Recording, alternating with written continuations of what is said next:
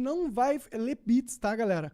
Porque o nosso convidado tá com pouco tempo e a gente quer aproveitar o máximo da conversa. Então, não dá pra ler bits hoje. Não mandem bits se você tá na esperança de a gente ler, tá bom? Tá, pode mandar aí se você só quiser gastar dinheiro, mas não manda porque a gente não vai ler. Tá avisado, hein? Se mandar no final e depois falar... o Jean já vai deixar 10 mil bits o mínimo ali, que é pra não ter caô. Só tô muito burro mesmo. Cara, muito obrigado por ter vindo aí, porque a gente... Adorei a gentileza. Não, Tá essa foi faltando leve. essa gentileza. Essa foi leve, essa daí foi devagar. De vez em quando é pior. Tem que ver quando... Ninguém chora? Às vezes Se chora. chorar, a gente vai zoar. Na verdade, quem chora no flow normalmente sou eu, né? O Monark chora. Eu ele é sou meio chorão. chorão. Quando eu bebo muito, eu choro. Você é sensível, né? Eu sou sensível. É. Pior, só quando eu bebo muito. Sim. Cara, obrigado demais por ter vindo aí, porque a gente tava querendo conversar com um cara que manja de alguma coisa, porque a gente não manja de nada. Verdade, um primeiro filósofo de verdade vai sentar nessa mesa, Jura? cara. Eu acho que é o primeiro filósofo, né? Que senta na mesa. É. Cara, filósofo é tipo um cara que ganha grana pra ficar pensando. O que faz um filósofo um cara esperto pra caralho. Basicamente sim, mas digamos assim, a maior parte dos filósofos não chega a ganhar grana de fato, né? Entendi. Mas eu e alguns colegas demos sorte na época. Você e alguns colegas apareceram mais ou menos na mesma época, vai? Não foi? Eu tenho a impressão que sim. Assim, a gente trabalhou junto, por exemplo, eu e o Karnal, a gente trabalhou junto na Casa do Saber, a gente é amigo já, sei lá, desde o final dos anos 90. Caramba. E Cortella era meu colega da PUC, ele aposentou já, eu ainda não. E agora, digamos assim, ao estrelato, acho que a gente foi mais ou menos na mesma época. Sim. O meu aconteceu especificamente por conta da Folha. Quando eu fui pra Folha, tipo, pra assinar coluna, porque eu já escrevi jornal desde os anos 90, foi em 2008, aí depois veio televisão, rádio, redes sociais e... Pois é, Pegou. Isso é interessante, porque eu não lembro, eu posso estar falando merda aqui, como sempre, mas eu não lembro de um cara assim com bastante notoriedade como vocês antes de vocês. não tinha mesmo. Não tinha No ramo mesmo. da filosofia. Não tinha. Primeiro porque não tinha redes sociais, né? E depois, assim, eu lembro quando eu estava na filosofia da USP, segunda metade dos anos 80, eu fui aluno da Marilena Chauí, Renato Janine Ribeiro, Oswaldo Porchat, Olgária Matos, Scarlett Marton, tive uns puta professores. Eles São nomes escreviam, reconhecidos e tal. sim. Eles escreviam no jornal de vez em quando, né? Nenhum deles eu lembro de ter chegado a assinar coluna no jornal, mas não tinha essa penetração, né? Eu acho que, apesar de que começou antes das redes sociais, eu reputo as redes sociais, no meu caso especificamente o trabalho que a Doca faz nas minhas redes sociais, que aí bombou. Entendi. Porque agora é mais... Eu acho que talvez existia um filtro ruim antigamente na TV pra dar espaço pra papos que fossem profundos, né? Ou não? Na TV, eu tava me referindo mais a jornal, A né? jornal? O jornal, eu não sei que eu Jornal escrito. Eu sou um cara jovem, não tão jovem, Que né? idade você tem? Eu tenho 30. 30. Não tão jovem, mas eu não vivi essa época. Tipo, eu nunca fui um leitor de jornal, tá ligado? Pegava e acompanhava. Então, eu não TV não tinha mesmo eu não papo entendo qual que era o cabeça. cenário pra filosofia na época, em Não 1990. tinha papo Eu cabeça. não faço a menor ideia. Em televisão não tinha. Às vezes você tinha um comentário ou outro, tinha em jornal, como eu estava dizendo, aí você tinha os professores todos e outros escreviam, tinha cadernos literários maravilhosos, tanto no Estadão quanto na Folha, no antigo Jornal do Brasil, no Rio, tinha caderno de ideias. Isso quando eu era aluno de formação, assim, né? Em formação, na graduação e na pós. Televisão não tinha mesmo, não. Televisão veio nos últimos anos, assim, da gente ter espaço e, de repente, fazendo programa, sabe? Isso também veio junto com as redes sociais, eu diria. Eu acho que as redes sociais e a internet são um lugar bem fértil pra quase qualquer coisa, né? Todo tipo de coisa. Pois é. O que Boa, é uma, lixo, é uma merda. faca de dois ruim isso, gumes, né? É bom e ruim. Porque- Mas será que a vida não é isso? Não é a gente ter um lugar tão fértil que até o mal pode proliferar? A vida, na minha opinião... Pois é, tipo, eu sinto que a internet é meio que uma mímica da... Filósofo pra caralho. Ele é. Eu quero puxar esse papo com você aqui, caralho. Tá louco? Caralho, tu tá de bobeira, o Monark é o maior... Se tivesse uma mina aqui na mesa do meu lado, eu ia dizer, tá querendo pegar a mina. Filósofo pra caralho. Não, mas de repente até pode ser, né? Bem e mal, mal e bem. A técnica é isso mesmo. Cria coisa boa, avião viaja, joga bomba. Isso é meio fato. Não tem como você pegar o mundo e achar que ele vai ser só a parte boa, ou só o que a gente quer que aconteça, né? Apesar de que a gente percebe que tem uma galera aí que como eles vivem dentro daquilo que todo mundo que tá ali acredita na mesma coisa, daí eles acham que o mundo na vida real é tudo parecido com o que eles estão vendo ali nas redes sociais, o que pode ser um problema delas, porque isola as pessoas do meio termo. Da realidade, né? Sim. Redes sociais têm uma certa vocação polarizadora, né? De bolha. Principalmente quando você tá... Eu acho principalmente as pessoas que estão a fim de encontrar alguma forma de salvar o mundo, que é tipo de gente que eu não confio. Já escrevi isso várias vezes. Esse povo que acha que é do bem, que é muito lindo, que só tem bons sentimentos. Ou então os tarados malucos, né? Porque eles são meio que... É aquele cara que acha que quer salvar o mundo e aquele cara que não pega menina nenhuma. São simétricos. Gostei. Porque ele quer salvar o mundo pra um dia pegar pô, ele precisa menina. salvar o mundo. Pô, sei lá, se o mundo acaba antes dele transar, seria muito triste. Provavelmente vai acabar. Você é pessimista nas questões de como andam as coisas?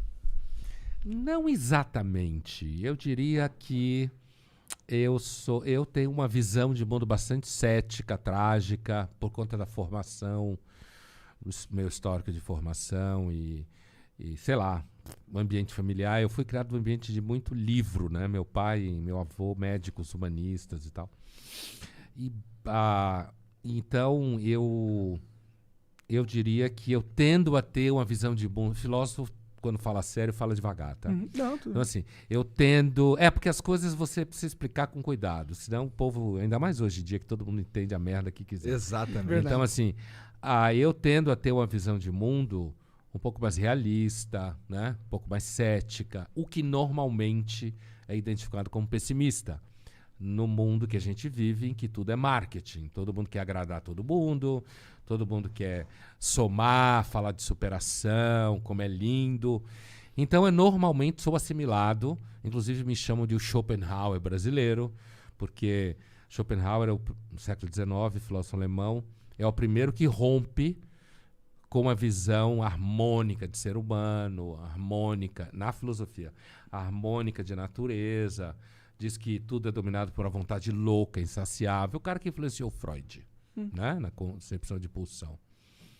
Então eu tendo a ter um olhar mais pessimista. Agora, no fundo, quando você é um pouco mais pessimista para valer, você não é pessimista no varejo, né? Que significa ficar falando que o mundo vai acabar por causa da Covid, dizendo que todo mundo vai morrer, entrando numa pira de que as vacinas são chips chineses para controlar a gente, né? Ou achar que o mundo nunca vai ser a mesma coisa, que a gente nunca mais vai dar beijo na boca. Isso que eu chamo de pessimismo no varejo. Quando você é pessimista no atacado, você acaba percebendo que o pessimismo no varejo normalmente é mau caratismo mesmo. Entendi. E esses pessimismos no varejo, eles são bastante alimentados pela... Cara, esse lance do chip na vacina, cara, como é que alguém pode acreditar nisso? Alguém me contou isso recentemente. Estou repetindo uma coisa eu já ouvi que isso várias vezes. E que eu acredito que essa pessoa ouviu, porque... Não, eu também já ouvi isso. Eu há anos atrás fazia na FAAP, na Faculdade de Comunicação, onde eu dou aula, onde eu dou aula na graduação, mas isso há anos atrás, a gente recebia... num trabalho que os alunos faziam, que eles traziam gente que acredita em coisa estranha, como se fosse um ensaio para fazer um talk show, uma coisa assim, né, de entrevistas. Eles entrevistavam os caras. Então veio o ET, gente que dizia que era ET, Caralho. e gente que dizia que estava com chip que o ET tinha colocado. Então essa história de ser chipado é uma história antiga, né? Velho. Agora a novidade é achar que a vacina chinesa vai chipar a gente. É um nível de debilidade mental que você tem que fazer um esforço. pra escutar e não vomitar, né? Sim, sim. Eu particularmente acho graça, cara. Eu acho ouço engraçado. essas porra, eu acho graça. Não fico nem Não, eu puto. também acho graça, que com o passar do tempo foi tanta coisa que eu ouvi que já me encheu o saco. De repente, eu sou vocês amanhã. Chega uma hora que enche o saco, Faz entendeu? sentido, faz De sentido. ouvir merda.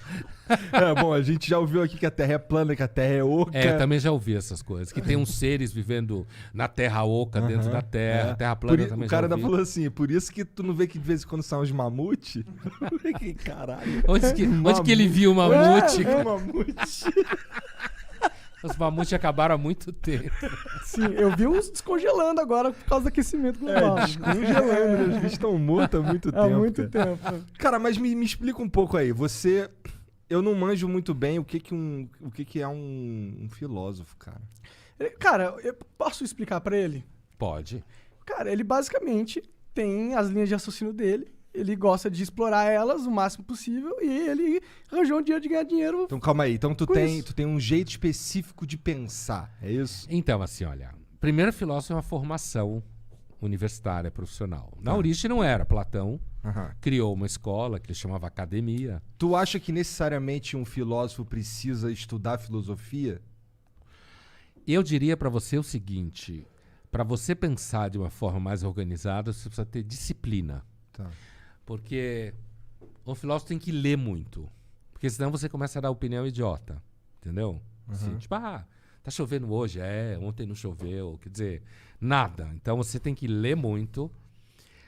Pensar profissionalmente significa que você tem que estar lendo, entrando em contato, seja textos clássicos, autores atuais. Tem que ler muito. Por isso que eu falo que filósofo normalmente vive com os mortos. Porque a gente Fica fica lendo direto. o tempo inteiro lendo, e isso é a profissão. Então, se você não gostar disso, fudeu, né? Agora, desde o século XIX para cá, mais sistematicamente, filosofia virou uma profissão. Então, normalmente você dá aula, né? Você dá aula, seja em filosofia, seja em outros cursos.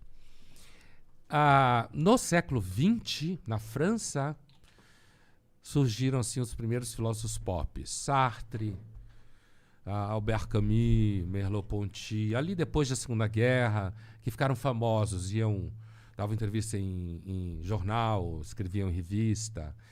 Então, Camus eu li bastante Camus, na faculdade. Mito de Sísifo, Estrangeiro, foram os primeiros filósofos pop, digamos assim, da história, e foi na França. Então eu diria para você que assim, um filósofo, ele pode ser apenas um reprodutor de muitas das ideias que ele estuda. A gente, na formação, a gente tem que fazer mestrado, doutorado, pós-doutorado, sustentar tese, né? O doutorado tem que ser original. E, agora, você pode ou não desenvolver visões mais originais, que você chamou de ter umas ideias e tal. A nossa formação não é para isso. A formação filosófica profissional é para você ser especialista em determinada escola filosófica, determinado autor, uma área política, ética, sei lá, ciência, não sei o quê. Dependendo do teu, quando eu fui para filosofia depois de fazer 5 anos de medicina, né? Eu escutei muito na faculdade de medicina que eu fazia a pergunta errada. Por quê? Porque eu fazia perguntas de filósofo, né? Aí, quando eu estava no 2º ano, eu fui estudar Freud, psicanálise, para ver se dava um freio de arrumação na faculdade. Como eu venho de família de médico, então, vou ser médico. Bom aluno, vou ser médico, é normal, né?